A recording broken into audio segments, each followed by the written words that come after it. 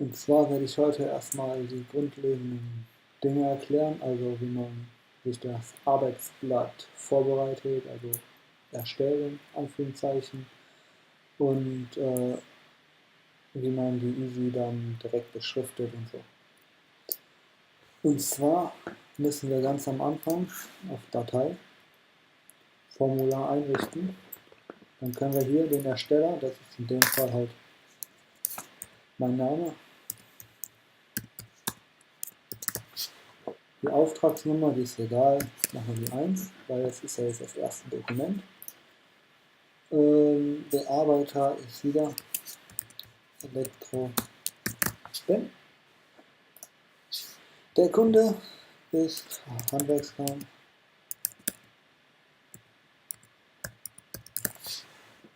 Die Werksnummer ist wieder irgendeine Nummer geprüft. Ja, von wem wurde das geprüft? Natürlich auch wieder von mir. Kundenbezeichnung. Also was programmieren wir jetzt? Wir machen jetzt, sagen wir, eine Ausschaltung.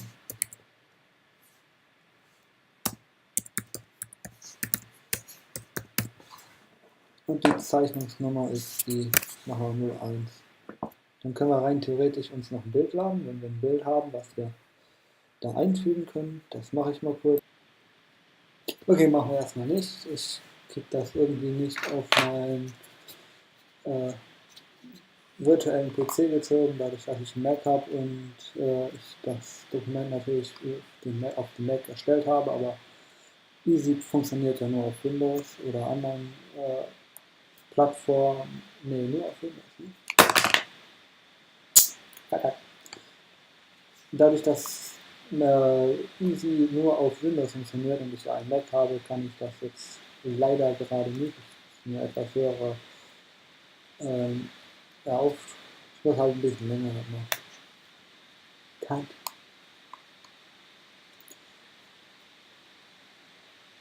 So, das Bild laden wir jetzt erstmal nicht, das machen wir irgendwann später. Und zusätzliche Informationen könnte man jetzt noch hinschreiben. Was ist das denn jetzt ganz genau für, was weiß ich, was das halt ganz genau sein soll, wofür das halt ist.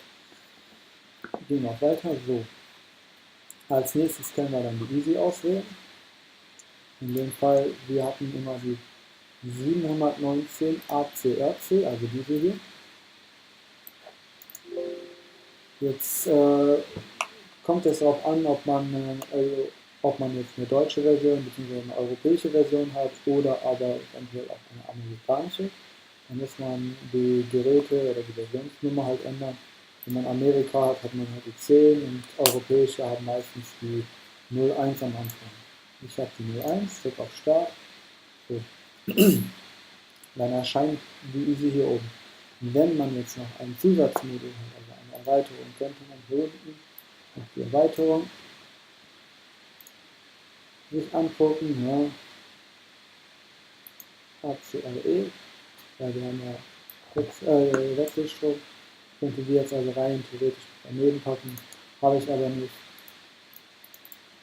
Also kommt die erstmal wieder weg. So, dann haben wir hier noch die ganzen anderen Geräte, wie die Easy für die Sicherheits-Easy, dann ein also Netzwerkteilnehmer für Kommunikation, wenn ich irgendeine Kommunikationseinheit habe, Temperaturerfassung, Ein- und Ausgänge, und wenn ich ein Display habe, kann ich das Display auch noch hier einfügen. Oder wenn ich ein CPU-Modul habe, kann ich auch noch da rein tun. Ein Easy 800er kann ich dann auch noch da rein tun. Aber wie gesagt, wir haben eine 719er gehabt in der Schule, beziehungsweise in der Meisterschule.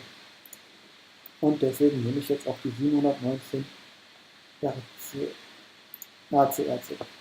So, dann kann man jetzt bei Systemeinstellungen einstellen, entweder man möchte Entrellen, das heißt, wenn ich beim Einschalten irgendeinen Eingang habe, der festklebt, erkennt die Easy das und kann dementsprechend, also sie sieht oder merkt, dass das halt dann kleben geblieben ist und kann den dementsprechend dann wieder lösen. Die P-Tasten, das sind die Tasten, die hier auf dem Display, also auf der ISI selber. In der Meisterschule durften wir die leider nicht benutzen, aus dem Grund, weil die ISI ist ja nicht für den Bediener, sondern für Leute, also für Fachkräfte, die Elektrotechnik unterwiesen sind. Dann habe ich eine Anlaufkarte, das heißt, ich kann in die ISI, könnte ich eine USB, also eine Art USB-Karte, eine Art Chip, könnte ich einsetzen, wo das Programm drauf ist. Und wenn ich das da reingetan habe, würde die ISI sich das Programm aus der Karte ziehen, also aus der Karte lesen und dann halt direkt in die ISI einspeichern. Durften wir allerdings auch nicht in der Prüfung, dadurch, dass man das dann halt hätte zu Hause machen können und natürlich Sachen. Dann habe ich die Zykluszeit, das ist, wie lange die ISI jetzt brauchen soll für einen Zyklus, also für einen kompletten Durchgang, wenn er also wie lange er brauchen darf, um ein Programm durchzulaufen. Ja, die Remanenz erklärt sich ja von alleine. Dann habe ich die Sommerzeit, dann drücke ich natürlich wieder auf EU, weil ich bin ja in Europäer oder in Europa. Als nächstes haben wir halt die Sicherheit. Dann können wir einmal ein Passwort eingeben, das ist 1, 2, 3, 4. Das kann man wieder bestätigen. Als nächstes kann man dann halt einstellen, ob man nur den Schaltplan geschützt haben möchte oder allerdings auch alle Parameter, die Uhren oder die Betriebsart, also Run und Stop. Eventuell könnte man das in der Prüfung machen, hat aber meines Wissens keiner gemacht, dadurch, dass da halt auch also ein schneller Fehler entstehen könnten. Ja, und dann könnte ich noch die Schnittstelle, heißt also, ich kann jetzt, also mein Modul, wenn ich jetzt ein Modul habe, kann ich nicht einfügen.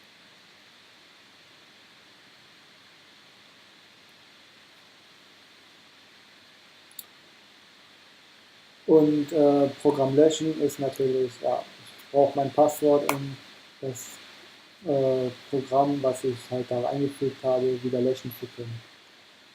Was allerdings auch keiner in der Prüfung gemacht hat, weil sonst hätte ja der Prüfer auch nicht mehr löschen können. Ja, und dann gehen wir mal in das Programm, ich sag mal, selber rein. Dadurch drücken wir zweimal auf die ISI. Jetzt haben wir hier unsere Eingänge. Dann machen wir dafür etwas kleiner, weil das brauchen wir jetzt seltener, wir brauchen eher den Platz hier oben. Ich habe es immer so gemacht, dass ich auf ungefähr dieser Größe gekommen bin, dass ich mindestens 7 sehen kann, auf einmal. Und habe dann halt nicht jetzt so Drag and Drop, sondern habe dann immer halt reingeschrieben, I2, I3, Ausgang Q1, wie auch immer.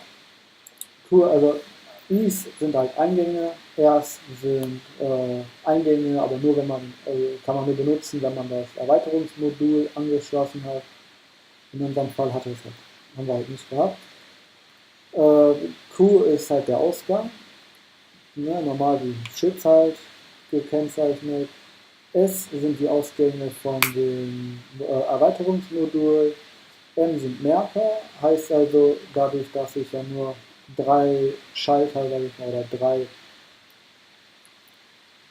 Eingänge hintereinander schalten kann. Und ich ja, wenn ich alleine so eine Schrittkette habe von, ich sag mal, 8 oder 9 Geräten, kann ich die natürlich nicht alle hintereinander machen. Heißt also, ich müsste dann hier einen Merker machen, den Merker dann hier wieder einfügen und dann hier I4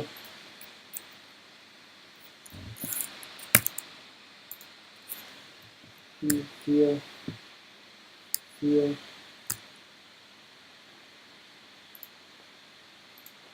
Silbermusik auch nicht, weiß ich nicht warum.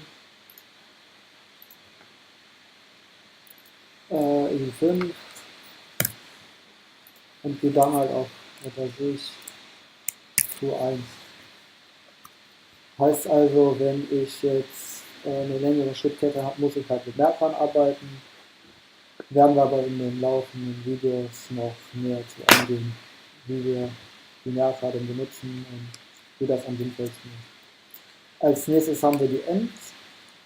Also man hat immer von jedem Merker eine gewisse Anzahl, und zwar 16 Stück. Wenn die 16 Stück aufgebraucht sind, also von den N-Merkern, muss man die N-Merker. Man kann auch natürlich beide gleichzeitig benutzen, also nebeneinander, sage ich mal. Allerdings, also ich würde das so machen, dass ich die nebeneinander benutze. Das heißt, ich benutze alle N-Merker zum Beispiel für die Sicherheitskette, oder ich benutze halt ein paar davon. Und die N-Merker, um irgendwelche Zeitausstellen oder so, also irgendwas, was halt, ich sag mal, im Hintergrund läuft und nicht direkt auf einem Chips ganz am Ende gegengeschaltet wird oder halt in Reihe geschaltet wird. Ja, dann kommen die P-Tasten, habe ich ja vorhin schon erklärt, das sind die Tasten, die auf dem Display sind. Davon gibt es 4 Stück, 1, 2, 3, 4. Die sind auch angeordnet, steht auch drauf.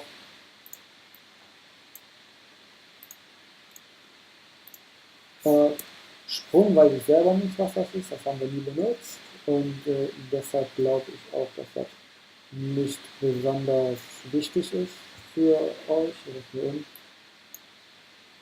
Dann haben wir einen Analogwertvergleicher, also einen Schwellwertschalter, die kann man nur benutzen, wenn wir jetzt ein Zusatzmodul haben, zum Beispiel der Temperatursensor, wo wir halt Temperaturen erfassen können und dementsprechend dann halt schalten können. Dann haben wir Zählrelais, heißt also, wenn ich einen Durchgang habe, zählt er hoch oder zählt wieder runter, kann ich dann rein theoretisch in den Textbaustein, also in den Displaybaustein, also Textanzeige, wieder ausgeben. Ja, als nächstes haben wir die Textanzeige, das ist ein D.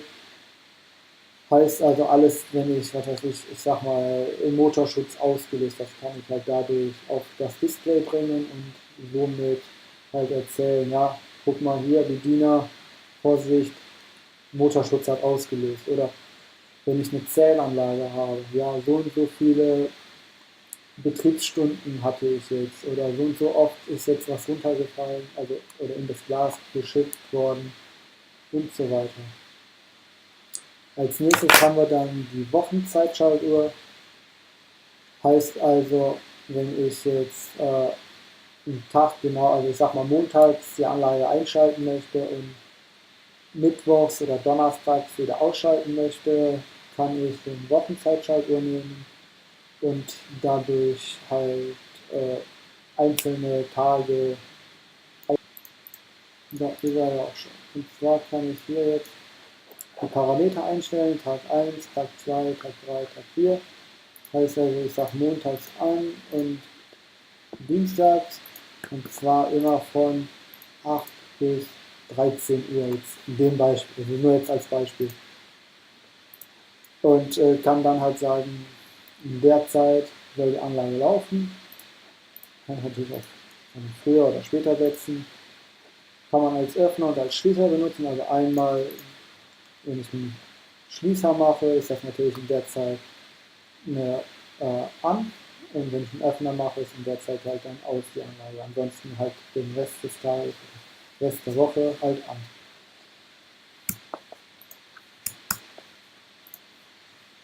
So, dann haben wir die Betriebsstundenzähler. Die zählt halt einfach nur vorwärts. Heißt also, das ist so eine Art Chips und ich kann einen Sollwert einsetzen, also von wo soll er starten und wo soll er natürlich enden. Ja, hat halt dann Chips, also rücksetzen oder als normale Chips. Als nächstes haben wir die Zeitrelais, da kann ich halt einstellen also es gibt ein Signal drauf und innerhalb von, ich sag mal, 20 Sekunden fällt er ab, vielleicht bei Ansprechverzögert, dann wird rückfahrverzögert oder ansprechverzögert mit Zufallszeit, also dann hast du einen Zeitstop Spanne, wo das halt ein- und ausgehen kann. Das kann man zum Beispiel, wenn man jetzt eine Hostinstallation macht oder so. Und ich sag mal, ich möchte vortäuschen, dass jemand zu Hause ist, dann kann ich sagen, ja, montags und mittwochs soll das gegen 20 Uhr an- und aufgehen. Ich kann dann halt sagen, ich tue hin 20 Uhr, oder 20, in dem Fall jetzt Sekunden, das kann man natürlich auch auf Stunden setzen, also 20 Stunden. Und irgendwann in der Zeit gehen halt zum Beispiel die Rollladen hoch oder Rollladen runter, Licht geht an, Licht geht aus, das kann man halt rein theoretisch damit alles programmieren. Dann haben wir eine Jahreszeitschaltuhr, das heißt also, ich habe ein Datum, wo das an- und ausgeht, wir können den auch mal hier ranziehen. Und zwar habe ich jetzt Kanal A und B und Kanal C und D. Heißt also, in jedem Kanal kann ich 2 Tage sagen, ja, komm, bitte einmal einschalten. Oder halt eine Zeitspanne. Ich sage jetzt mal vom 1.1.2001 bis zum 31.01.2001. Kann halt jetzt sagen, ja, die Anlage ist vom 1.1.2001 bis zum Tag also bis zum 31.01. an und kann jetzt im nächsten Mal sagen, soll dann vom 1.4.2001 bis zum 1.5.2001 angehen. Dann machen wir genauso wie vorher. 31.04. Ich kann das halt einstellen und in dem Fall würde jetzt die Anlage am 1.1.2001 angehen.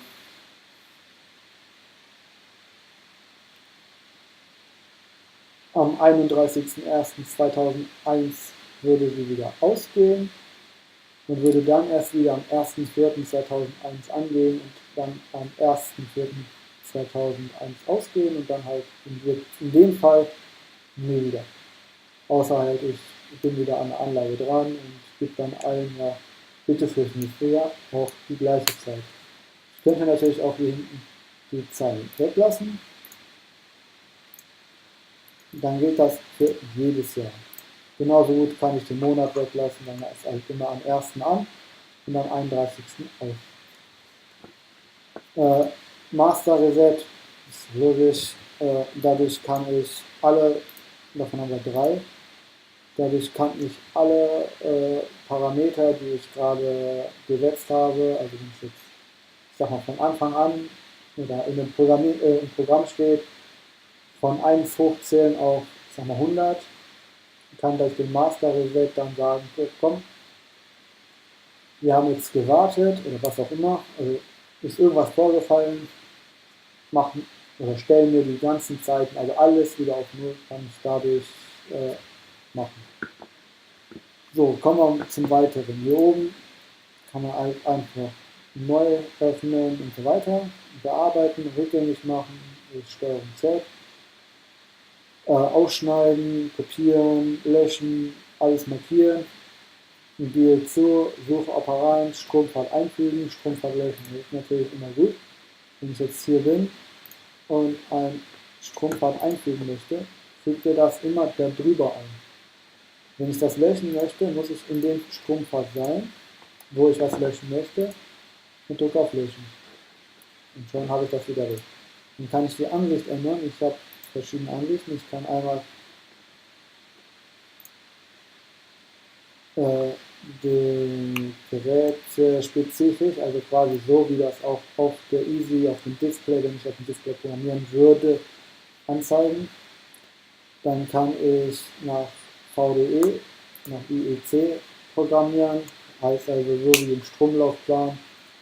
Und ich könnte so programmieren, dass die ANSI CSA würde ich nicht programmieren, weil da sieht das so aus, als wären hier Kondensatoren, und wenn ich jetzt ein nicht da drauf zeichne, also einen Öffner aus dem Schließer mache,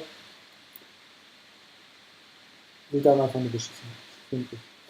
Ich programmiere also in gerätespezifischen und in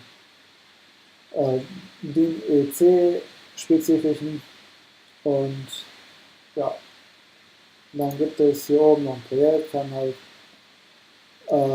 Kontrolle, Kommentare importieren, Haftnotizen importieren, brauchen wir nicht. Schaltplan, Querverweise brauchen wir eigentlich auch nicht. Simulation, das ist gut.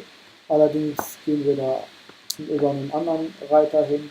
Kommunikation heißt, ich verbinde mich mit der Easy, einer über Schnittstelle, kann halt die Schnittstelle einstellen. Manche PCs stellen das nicht automatisch ein oder man hat eine Easy, die schon so oft an irgendeinem PC gewesen ist, dass die schon so viele Parameter hat, hier so viele Schnittstellen hat, weil sie nimmt immer eine weiter. Heißt also, wenn ich jetzt 100 Schnittstellen schon oder 100 Mal reingegangen oder die 100 Mal angeschlossen hat sie dann die Schnittstelle COM100. Heißt, ist schlecht. Dadurch kann ich hier halt entweder editieren, heißt, wenn ich eine serverbasierte, also eine IP-basierte habe, wenn ich ein LAN-Kabel dran habe oder so weiter, kann ich das hier drüber machen. Ansonsten würde ich das nicht empfehlen, weil über Kabel funktioniert das nicht. Und in der Prüfung haben wir das so gehabt, dass die Dozenten bzw. die Prüfer uns die Schnittstelle eingestellt haben, wir also nur noch rüberspielen mussten und es hat funktioniert. Ja, kommen wir weiter zur Schnittstelle. Waren wir Systemeinstellungen, da kann man halt nur die Sprache noch einstellen. Ja, ich bin halt in Deutsch und ich möchte natürlich das Programm auch auf Deutsch haben. Programm ins PC kann man nur dann machen, wenn man auch auf Kommunikation ist. Ein Erweiterungsgerät kann man jetzt hier aussuchen, ja, welches habe ich denn? Oszilloskop ist auch erst was für später. Optionen kann man jetzt die Farbe einstellen. Wer es unbedingt möchte, ist aber egal. Kann ich Meldungen anzeigen, bla bla bla. Wenn ich irgendwelche Fehler habe wenn ich jetzt einen freilasse und dann auf Simulation gehe, zeigt er mir an, ja, Moment, hier ist ein Fehler, bitte korrigiere den, bevor du weitermachst. Ja, als nächstes haben wir halt hier unten die Schaltflächen. Haben wir einmal Kommunikation, einmal Visualisierung. Dadurch, dass wir jetzt in dem Fall kein Display eingefügt haben, wir können das mal kurz machen. Nein, können wir nicht.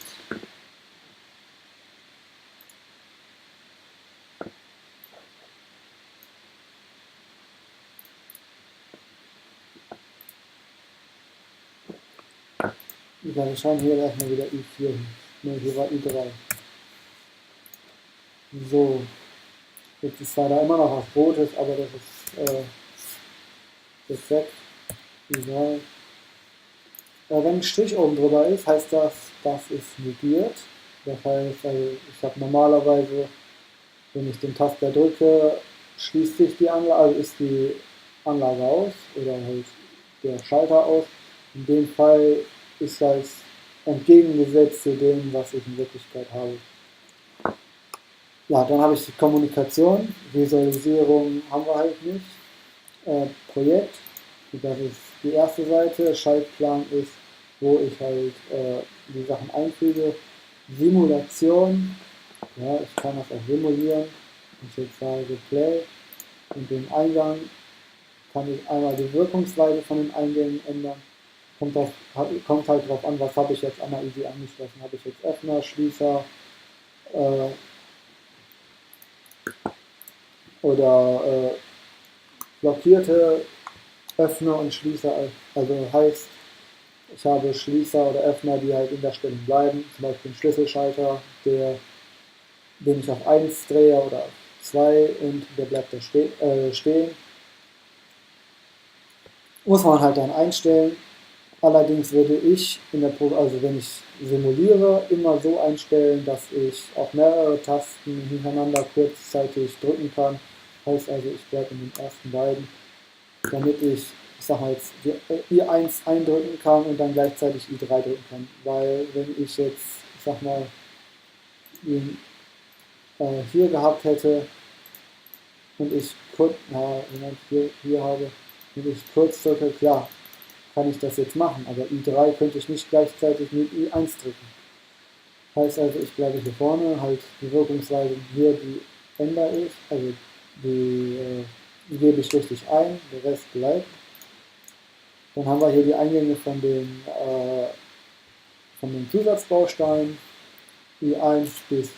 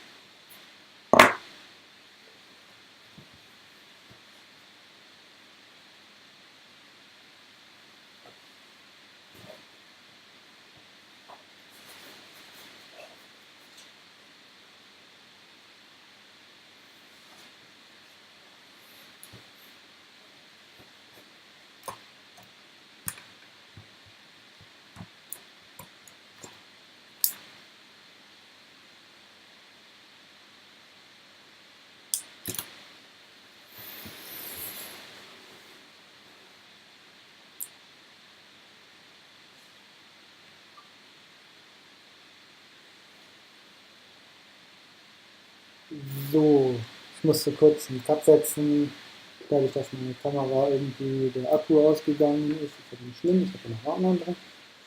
Und ja, jetzt weiß ich gar nicht, wo ich stehen geblieben bin, aber sind halt die Eingänge R, sind für das Zusatzbaustein, quasi wenn ich jetzt das Ding hätte, habe ich natürlich nicht. Dann Simulationszyklus, wie schnell soll die, die Reihenfolge ablaufen, welchen abweichenden Wert darf oder soll das haben. Diesen Zeitraffer kann ich natürlich einstellen. Dann kann ich Haltepunkte einrichten. Haben wir nie gemacht, weiß ich nicht, wie das funktioniert, tut mir leid. Kann ich mich aber schlau zu machen und kann dann halt hier zum Beispiel aufs Teleskop einsetzen. Muss man aber wissen, wie es geht. Ich muss den Kanal einstellen, wie auch immer. Machen wir noch. Habe ich hier die Tasten, das sind die P-Tasten hier, die 4, 1, 2, 3, 4. Geht in der Reihenfolge 1, 2, 3 und 4. Ja, das ist das ist Del zurück, das ist Escape, OK und Alt. Das sind halt die Tasten, die auf der I auch drauf sind. Und hier seht ihr gerade die Uhrzeit. Hier seht ihr das Datum von heute in dem Fall. Wisst, dass ihr Eingang 1 angekommen ist und die Eingang 3 im Durchgang habt, sage ich mal. Kann man hier die Eingänge sehen, hier sieht man wieder 1 und 3 ist vorhanden. Das ist wieder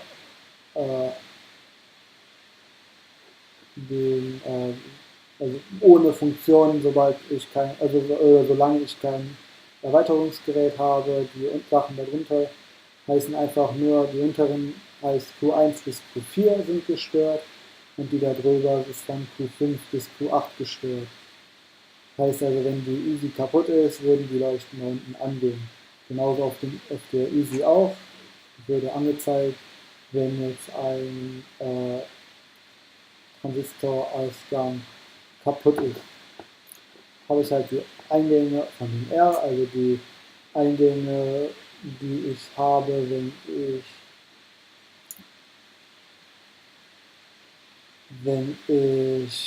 also Eingang, wenn ich wieder das Erweiterungsmodul habe, Q ist der Ausgang, S ist wieder ein Ausgang, allerdings auch wieder von dem Erweiterungsmodul. Die Merker kann ich mir anzeigen lassen, welcher Merker ist gerade gekommen, welcher N-Merker ist gekommen, also ist auch wieder ein Unterschied. Leider kann man nicht beide nebeneinander setzen, wer dann halt Analogwert vergleiche, habe ich halt nur wieder, wenn ich eine Temperatur habe, Zeitrelais. Klar habe ich, sobald ich ein Zeitrelais eingebaut habe, kann man hier gucken, ja, 1 ist jetzt, was weiß ich, bei 10 Sekunden und Sollzeit, also oder es laufen noch 3 Sekunden ab, das kann ich halt ablesen. Die Textanzeige ist halt, welche Textanzeige ist momentan in Betrieb. Wochenzeitschaltuhr, wie vorhin schon gesagt, wenn man die einstellt, werden die hier auch angezeigt. Betriebsstundenzähler, ja, kann man machen. Zeitrelais ist genau dasselbe. In dem Fall haben wir jetzt eine 20 Stunden vorhin eingegeben. Sieht man hier auch, Auflösung ist in Stunden und die zweite Anzahl hier ist in Minuten. Jahreszeitschaltuhr ist natürlich wieder, wenn ich die einstelle, sieht man hier jetzt auch wieder, vom 1.1.2001 bis zum 31.01.2001 an die Anlage. Und im Kanal B ist vom 1.4. jedes Jahr bis zum 31.4. jedes Jahr die Anlage ein. Genau wie der Master Reset 1, 2, 3 und der Oszilloskop, den habe ich ja gerade schon genannt. Als nächstes sind wir dann in der Kommunikation, heißt, wenn wir eine Easy anschließen, gehen wir hier oben auf Verbindung, gehen auf Online, geht in dem Fall jetzt nicht, ich habe keine Easy angeschlossen. Das kommt auch, wenn jetzt der COM-Eingang nicht richtig konfiguriert ist. Heißt also, wenn ich jetzt COM1 in dem Falle zwar programmiert hätte, ich kann aber hier bis zu 256 sag mal, verschiedene Easys anmelden. Sobald ich mehr als 256 habe, muss ich halt im COM-Eingang jeder weiteren Easy selber nochmal per Hand einstellen. Editieren, also das Ethernet-Profil heißt also, ich habe wieder über das Internet, über LAN, wo ich meine Easy programmieren möchte, muss halt hier die IP-Adresse von dem Gerät eingeben, Subnet-Maske, die Standard-Gateway, die Remote-IP-Adresse und den Remote-Port. Können wir, wenn ihr unbedingt wollt, irgendwann mal, also später noch machen. Müssen wir aber meiner Ansicht nach nicht. Dann habe ich hier, welches Gerättyp habe ich ein lokales oder habe ich halt ein, was ich über IP habe, dann steht hier nicht lokal, dann steht da Ethernet, dann die Bautrate, habe ich jetzt auf 4800, das ist die Standardeinstellung. Als nächstes haben wir dann halt die Programmkonfiguration. Heißt also, ich kann einmal vom PC in Gerät überspielen, einmal vom Gerät in den PC, hier den PC überprüfen lassen, ob das PC-Programm mit dem Geräteprogramm übereinstimmt. Dann kann ich das Gerät komplett löschen, kann sagen, dass das Gerät und die Karte, vom Gerät in die Karte programmiert werden soll, heißt also, diese SD-Karte habe, kann ich sagen, ja, programmiert mir das auf die SD-Karte und nicht auf die Easy, kann dann hier aus dem Netzwerk halt konfigurieren, den Link konfigurieren, kann die Easy in den Run und in den Stop versetzen. Ja, als nächstes haben wir die Systemeinstellungen, da haben wir wieder die P-Tasten, ob wir die haben möchten, also aktiviert haben möchten, die I-Einstellungen, den Anlauf und den Run. Das solltet ihr auf jeden Fall immer auf ein Häkchen dran lassen, weil sonst, wenn die Easy programmiert wurde und die Sicherung ausgemacht wird, ist er halt im Stopp. Heißt also im Klartext, ich habe einmal Sicherung oder Stromausfall und schon muss ich zur Anlage hinlaufen oder hinfahren, um die Anlage wieder einschalten zu können. Dann die Anlaufkarte, die kann ich hier nochmal sagen, nee, bitte nicht. Kann halt nochmal die Sprache von der Easy einstellen, die Uhrzeit von der Easy einstellen, also einmal PC, von PC die Uhrzeit direkt übertragen. Kann halt die Uhrzeit auch manuell einstellen, das Datum manuell einstellen. Muss halt hier dann eingeben, ja, was weiß ich, Uhrzeit 19:54 Uhr und heute ist der 17.09.2018.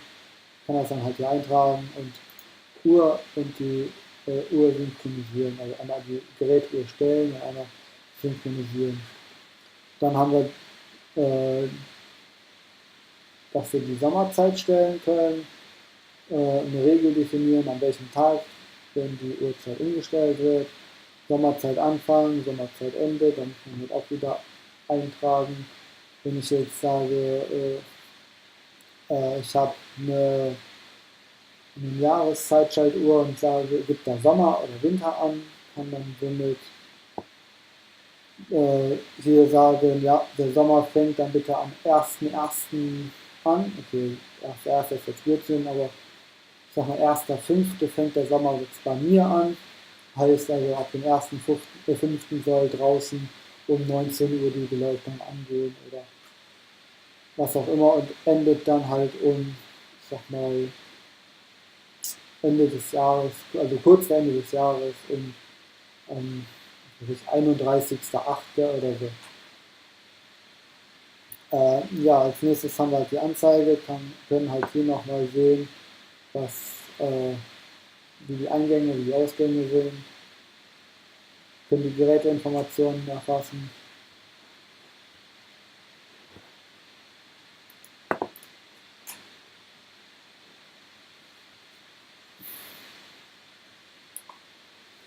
Ja, dann würde ich sagen, dann war's das für den ersten Teil. Lasst gerne ein Like da, kommentiert, ob es euch gut gefallen hat oder nicht. Und wenn es euch gut gefallen hat, könnt ihr mich ja abonnieren und dann verpasst ihr keine weiteren Videos mehr von mir. Und ja, ich hoffe, euch hat es gefallen. Kommt demnächst ein neues Video auch von dem Format rein. Und ja, ich hoffe, ihr lernt was dabei. Damit ciao.